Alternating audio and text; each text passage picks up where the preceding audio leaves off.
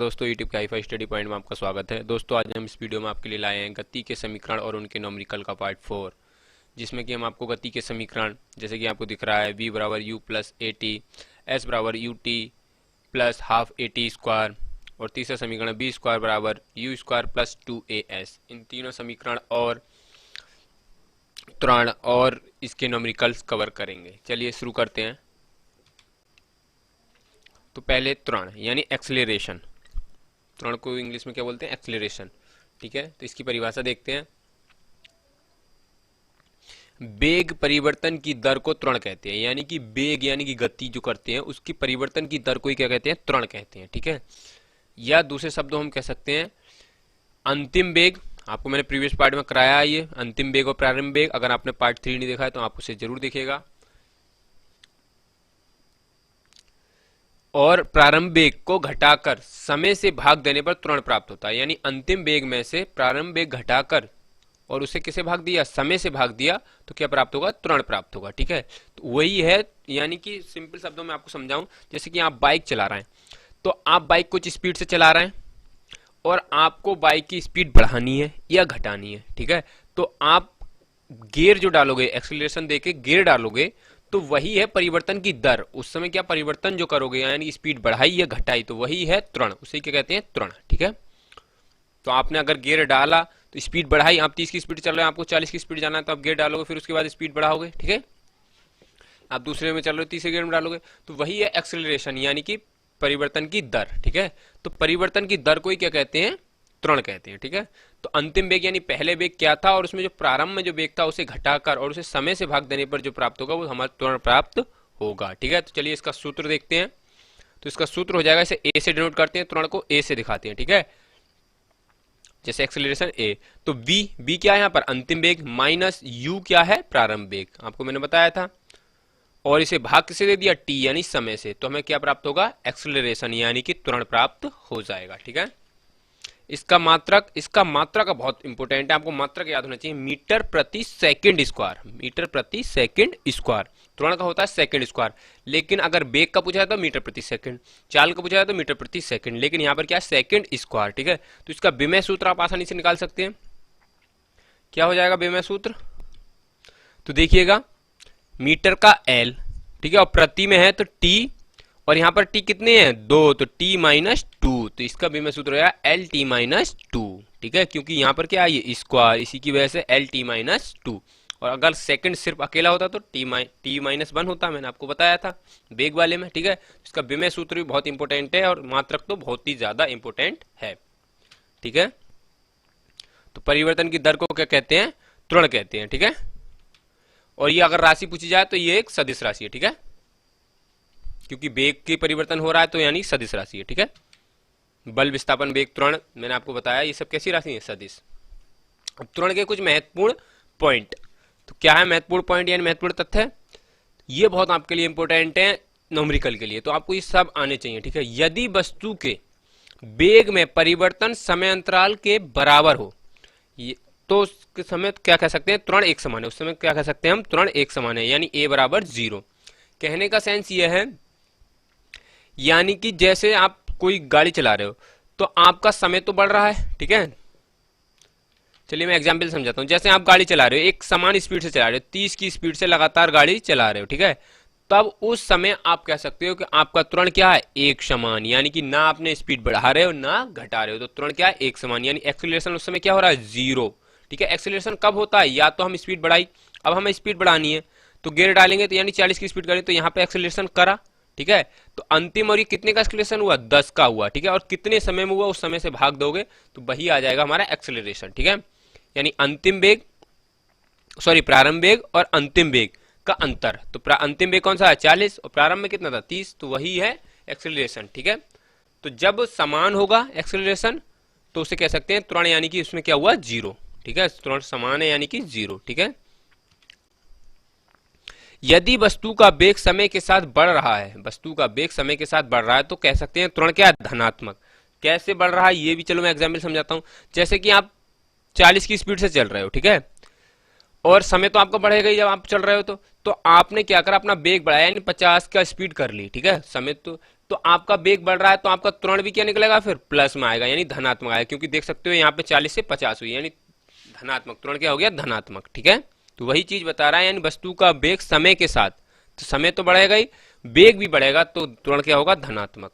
अगर वेग घटेगा तो त्वरण क्या हो जाएगा, फिर ऋणात्मक, जिसे हम कहते हैं मंदन। ठीक है, तो यही है, यदि वस्तु का वेग समय के साथ घट रहा हो तो त्वरण ऋणात्मक होगा। कैसे, अगर मान लीजिए अब 40 की स्पीड से आपने स्पीड घटा दी, कितनी कर दी, 30, तो आपका इस समय त्वरण क्या हो गया, घट गया। ठीक है, क्योंकि प्रारंभिक स्पीड और अंतिम स्पीड, तो इसमें अंतिम में से घटाओगे, अंतिम क्या थी 30 माइनस 40, तो क्या आएगा माइनस के 10, तो देखो त्वरण क्या आया, ऋणात्मक। क्या आया, ऋणात्मक, और इसे समय से भाग देंगे। ठीक है, तो ये क्या निकला त्वरण, जितने भी समय लगा होगा, तब क्या होगा, त्वरण ऋणात्मक। यानी अंतिम में से, मैंने आपको सूत्र बताया था, अंतिम वेग में से प्रारंभिक वेग घटाकर ही और समय से भाग देने पर ही त्वरण प्राप्त होता है। इसका सूत्र आपको मात्रक याद होना चाहिए, मीटर प्रति सेकंड स्क्वायर। ठीक है, आई होप कि आपको ये सब पॉइंट क्लियर हो रहे होंगे। और इसी चीज को जो ऋणात्मक है उसी चीज को कहते हैं मंदन। क्या कहते हैं, मंदन। ठीक है, तो अगर आपने बोल दिया कि मंदन हो रहा है तो इसका मतलब आप सीधे समझ जाओगे कि यानी कि स्पीड घट रही है, यानी कि किसी का भी त्वरण जो है घट रहा है, यानी माइनस में आ रहा है। ठीक है, तो उसी चीज को क्या कहेंगे, मंदन। ठीक है, ऋणात्मक को क्या कहेंगे, मंदन। ठीक है, मंदन शब्द का मतलब हो गया यानी ऋणात्मक है। ठीक है, जैसे उसने बोल दिया कि एक चीज का त्वरण 10 मंदन हुआ। ठीक है, तो यानी कि ये खुद ऑटोमेटिक 10 लिख दिया और इसके आगे लिख दिया मंदन, तो ये ऑटोमेटिक दिखा रहा है कि ये माइनस का है। ठीक है, आई होप कि आपको ये क्लियर हो रहा होगा। चलिए नेक्स्ट पॉइंट देखते हैं। अब पृथ्वी से संबंधित कुछ तथ्य देखते हैं, पृथ्वी से संबंधित भी पूछे जाते हैं, तो उन तथ्यों के बारे में देखते हैं, और इन्हीं तथ्यों की हेल्प से आप आसानी से न्यूमेरिकल लगा सकते हैं। तो आपके लिए बहुत हेल्पफुल होंगे ये सारे पॉइंट। आप 1 बाय 1 पॉइंट को नोट्स कीजिए और अपने दिमाग में इमेज बनाइए इन चीजों, क्या मैं जैसे समझा रहा हूं उसी तरीका से। ठीक है, तो पृथ्वी के गुरुत्वीय त्वरण का मान यानी जी, ये बहुत पूछा जाता है जी का मान। तो जी का मान होता है 9.8 मीटर प्रति सेकंड। अब देखिएगा सेकंड स्क्वायर, ठीक है, त्वरण है तो त्वरण का मात्रक क्या होता है, मीटर प्रति सेकंड स्क्वायर, मैंने अभी आपको बताया था। तो ये आपको याद होना चाहिए, पृथ्वी का गुरुत्वीय त्वरण कितना है, 9.8 मीटर प्रति सेकंड स्क्वायर। अगर इसे सेंटीमीटर में पूछा जाए तो हो जाएगा 980 सेंटीमीटर। ठीक है, कैसे हुआ, देखिएगा 9.8 था, अब इसे सेंटीमीटर में बदलेंगे तो 100 से क्या करेंगे, गुणा करेंगे। ठीक है, और ये पॉइंट हटाएंगे, नीचे जीरो बढ़ा देंगे, जीरो से जीरो कैंसिल, और ये 98 क्या हो जाएगा 980। तो इसी प्रकार से किस में बदल गए, सेंटीमीटर में। तो सेंटीमीटर सेकंड स्क्वायर क्या हो गया, पृथ्वी का गुरुत्वीय त्वरण। ठीक है, नेक्स्ट है 32 feet second square. 32 feet second square ये भी क्या है, पृथ्वी का गुरुत्वीय त्वरण। ये तीनों ही होते हैं, ये मीटर में है, ये सेंटीमीटर में, और ये किस में, फिट में। ठीक है, तो आपको तीनों ही याद होने चाहिए, कुछ में भी पूछ सकता है, और खासकर ये वाला तो बहुत यूज होता है, और सवालों में ज्यादातर इसकी जगह यूज करते हैं 10। ठीक है, क्योंकि ये 9.8 10 के बराबर, ये 0.2 तो कम है। ठीक है, तो 10 यूज करते हैं, वो बताएगा 10 यूज करना है तो बोलेगा यदि आप 10 लीजिएगा, नहीं तो आपको 9.8 ही लेना है। ठीक है, न्यूमेरिकल में। चलिए देखते हैं, और यदि वस्तु, ये बहुत अच्छा पॉइंट है, यदि वस्तु पृथ्वी से ऊपर की ओर फेंकी जाती है, पृथ्वी से ऊपर की ओर फेंकी जाए तो जी का मान ऋणात्मक लेंगे। कैसे, जैसे कि ये पृथ्वी की सरफेस है, ठीक है, तो इससे ऊपर की ओर अगर हमने कोई वस्तु फेंकी तो जी उस समय हो जाएगा हमारा माइनस, जी क्या हो जाएगा, माइनस का। ठीक है, तो वही चीज है, जी अगर पृथ्वी के ऊपर की ओर फेंकी जाएगी तो जी का मान माइनस में लेंगे। ठीक है, ऊपर की ओर यानी यहां से ऊपर की ओर फेंकेंगे तब। अगला पॉइंट है, यदि कोई वस्तु या पिंड ऊपर से नीचे की ओर, ऊपर से नीचे की ओर, ठीक है, ऊपर से नीचे की ओर, तो पृथ्वी, या ऊपर से नीचे की ओर है पृथ्वी की ओर, ठीक है, गिर रहा है। ठीक है, पृथ्वी की ओर का मतलब क्या है, यानी कि इधर को आ रहा है। ठीक है, तब जी का मान लेंगे प्लस में, जी का मान किस में लेंगे, प्लस में, और यहां पे जी का मान माइनस में। ठीक है, तो आपको समझ गए होंगे, यानी कि ऊपर की ओर फेंकेंगे तो माइनस, और नीचे की ओर यानी पृथ्वी हर चीज को अपने ओर खींचती है तो यानी कि प्लस। पृथ्वी की ओर कोई चीज गिरेगी तो प्लस, जैसे कि आपके हाथ से अगर पेन गिरा तो यानी कि वो तुरंत उसका कैसे लोगे, प्लस में। ठीक है, और आपने कोई बॉल ऊपर को फेंकी तो कैसे लोगे, माइनस में। ठीक है, आई होप कि आपको ये सब क्लियर हो गया होगा। ठीक है, तो इन्हीं से आपको बहुत हेल्पफुल होंगे आगे न्यूमेरिकल जो आएंगे, का कोई गेंद ऊपर की ओर फेंकी जाती है तो आपको बताएगा नहीं कि तुरंत ऋणात्मक है माइनस है, तो ये पॉइंट ही आपको बताएगा कि यानी जी का मान क्या लोगे, ऊपर की ओर है तो माइनस, नीचे की ओर कोई पिंड गिर रहा है तो जी का मान क्या लोगे, प्लस। ठीक है, चलिए और कुछ पॉइंट देखते हैं। पृथ्वी की तुलना में चंद्रमा का गुरुत्वीय त्वरण, यानी चंद्रमा का अगर गुरुत्वीय त्वरण देखा जाए तो 1/6 होता है। 1/6 कितना? 1/6। कैसे? इसका मतलब ये अगर कोई पृथ्वी पर है, ठीक है, अर्थ पे है, कितना है अर्थ पर है, किसी व्यक्ति का वजन 60 किलो है, ठीक है, अर्थ पर किसी व्यक्ति का वजन 60 किलो है, तो मून यानी चंद्रमा पर उस व्यक्ति का वजन सिर्फ कितना होगा? 10 किलो होगा, ठीक है। तो 1/6 का मतलब ये है 60 किलो तो 10 किलो। यदि अर्थ पर किसी व्यक्ति का वजन 6 किलो है तो मून पर कितना हो जाएगा? 1 किलो।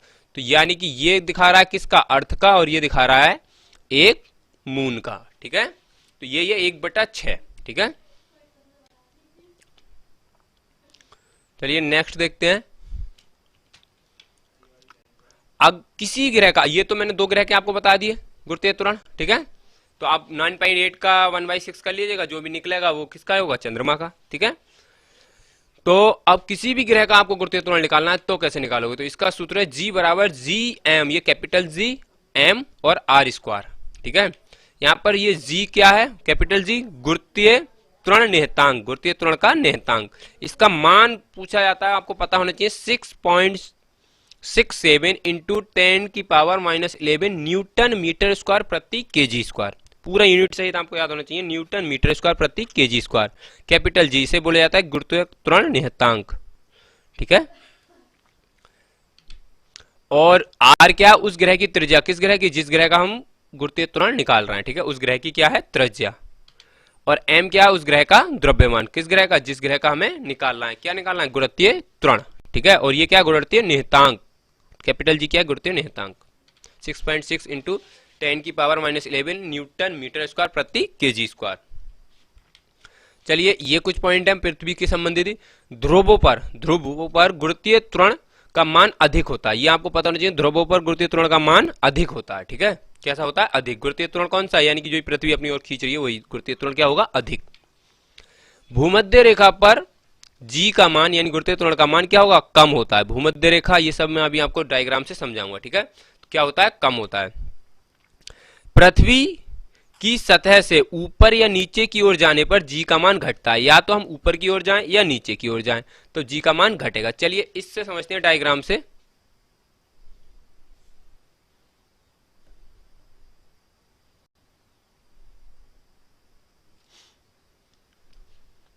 तो सॉरी, यहां पर ये आपका सरफेस है, ठीक है, और ये ध्रुव है। ये क्या है? ध्रुव। ये कौन सा है? उत्तरी ध्रुव। और ये क्या है? दक्षिणी ध्रुव। तो ध्रुवों पर जी का मान क्या होगा? अधिक होगा। जी का मान क्या होगा? अधिक, ठीक है। और ये क्या है? हमारी भूमध्य रेखा, इस पर जी का मान क्या होगा? कम, ठीक है। अब ये क्या है? पूरी सरफेस। अब इस सरफेस से हम, आपको पता है हम सरफेस पे रहते हैं, यानी कि जैसे ये इंडिया है हमारा, यहाँ पे रहते हैं। तो इससे अगर ऊपर की ओर, जैसे कि माउंट एवरेस्ट की चोटी ऊपर की ओर उठी होती है सरफेस से, उस पर जाएंगे तो जी का मान हो जाएगा कम। और अगर हम किसी सागर के तल पे भी पहुंचेंगे तो जी का मान हो जाएगा कम। यानी कि यही बोल रहा है ऊपर या नीचे जाने पर जी का मान घटता है। तो ऐसे करके क्वेश्चन पूछा जाता है तो किस पर गुरुत्वीय, पृथ्वी पर किस गुरुत्वीय त्वरण अधिक होगा? कहां पर होगा? माउंट एवरेस्ट की चोटी पर, ठीक है, समुद्र तल पर, भूमध्य रेखा पर, या दक्षिणी ध्रुव पर। तो कहां पर होगा? दक्षिणी ध्रुव पर। दक्षिणी ध्रुव हो या उत्तरी ध्रुव हो, ध्रुवों पर अधिक होता है, ठीक है।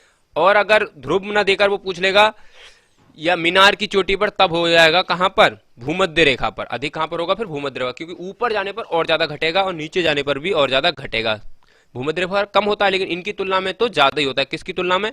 किसी भी चोटी की या किसी भी तल की, ठीक है। आई होप कि आपको ये सब पॉइंट क्लियर हो गए होंगे। चलिए अब गति के समीकरण जो मैं आपको बता रहा था उन सूत्रों के बारे में समझते हैं और उन्हें सीखते हैं, ठीक है। तो गति का पहला समीकरण है b बराबर u plus a t square. B क्या है यहां पे? अंतिम वेग, ठीक है, अंतिम वेग, ठीक है। u क्या है? प्रारंभिक वेग, ठीक है, प्रारंभिक। a क्या है? त्वरण। और t क्या है? समय, ठीक है। तो आपको अब ये गति का पहला समीकरण है, आपको ये कैसे यूज करना है इसके बारे में बता रहा हूं कि आपको कैसे आप पता करोगे कौन सा समीकरण कब लगाना है, ठीक है। तो जब आपको सवाल में अंतिम वेग, और प्रारंभिक वेग और समय दिया हो, त्वरण तो हर किसी में हो गई, समय दिया हो, तब आप लगाओगे गति का पहला समीकरण। क्या लगाओगे? गति का पहला समीकरण। ठीक है, तो जब आप सवाल पढ़ोगे तो आपको दिख जाएगा अंतिम वेग क्या है, प्रारंभिक वेग क्या है और समय क्या है। ठीक है, तो ये तीनों चीजें दी हो, अंतिम वेग, प्रारंभिक वेग, ठीक है, और समय दिया हो, तो कौन सा लगाओ? गति का पहला समीकरण। आपको याद है बी बराबर u plus a t, v बराबर u plus a t, v बराबर यू प्लस ए टी, 2-3 बार अपने आप रिपीट कीजिए, आसानी से आपको याद हो जाएगा। दूसरा समीकरण गति का, ये काफी मोस्ट इंपोर्टेंट है, बहुत बार पूछा जाता है इसका सवाल। एस बराबर, अब एस यहां पर दूरी का काम करेगा, दूरी का भी करेगा और विस्थापन का भी करेगा। ठीक है, विस्थापन मैंने आपको बताया था, विस्थापन वाले पार्ट में कभी कभी दूरी और विस्थापन समान होती है, तो वो समान वाला कार्य जो इसी का है, एस का। ठीक है, तो यू क्या है? प्रारंभिक वेग, टी क्या है? समय, हाफ ए टी स्क्वायर, ठीक है, you t plus half a t square, you t plus half a t square, ठीक है, हाफ ए टी स्क्वायर, इस टी का स्क्वायर है। तो अब ये वाला, ये आपको जब लगाना है जब आपसे बोल दे कि दूरी क्या होगी, यानी कि प्रारंभिक वेग ये है, तो उस समय सिर्फ क्या मिलेगा आपको इस सवाल में? प्रारंभिक वेग मिलेगा। ठीक है, प्रारंभिक वेग मिलेगा, ठीक है, और त्वरण मिलेगा, और क्या मिलेगा? समय मिलेगा। अंतिम वेग इसमें नहीं देने की जरूरत है, क्योंकि अंतिम वेग बी आपको ही दिख रहा है, नहीं दिख रहा है। ठीक है, तो आपसे क्या पूछ लेगा? दूरी या विस्थापन। ठीक है, तब आपको ये सूत्र लगाना है, you t plus half a t square. ये अभी मैं आपको नंबरिकल यूज होंगे तो आपको और ज्यादा डिस्कस करूंगा। ठीक है, तो आपको याद कर लीजिएगा ये you t plus half a t square.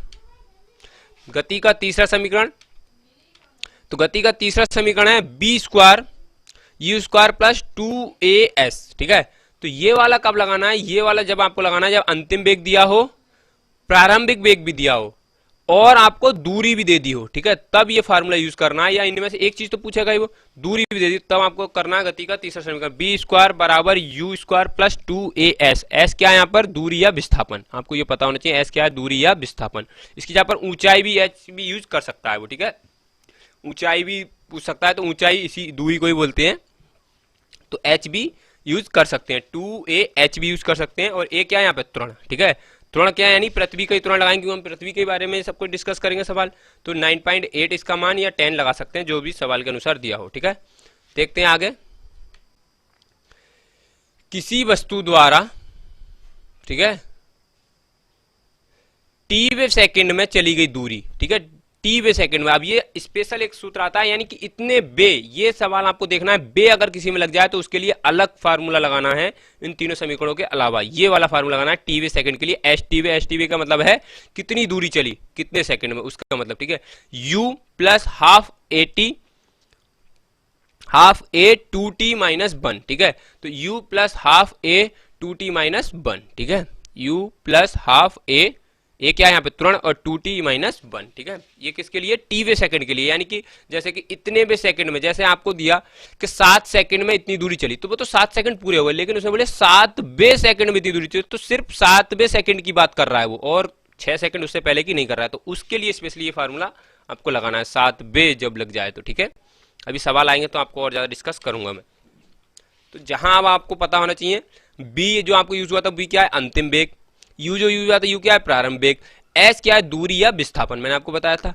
और ए क्या है? त्वरण या गुरुत्वीय त्वरण, त्वरण भी बोल सकता है या गुरुत्वीय त्वरण। इसका मात्रक आपको याद होना चाहिए। ठीक है, चलिए मात्रक में एक बार फिर रिपीट कर दे रहा हूं, मीटर प्रति सेकंड स्क्वायर। ठीक है, ये इसका मात्रक है, और इसे जी से भी डिनोट कर सकता है वो, और ए से भी। ठीक है, टी क्या है? समय, और एस टी क्या है? जब टी वे सेकंड में की दूरी ज्ञात करनी है, जब टी वे सेकंड की, बे आपको वर्ड दिखना है, ये बे वाला। ठीक है, जब ये बे वर्ड अगर मिल जाए तब उसके लिए ये। अब एक स्पेशल फार्मूला और है, जब आपको, ठीक है,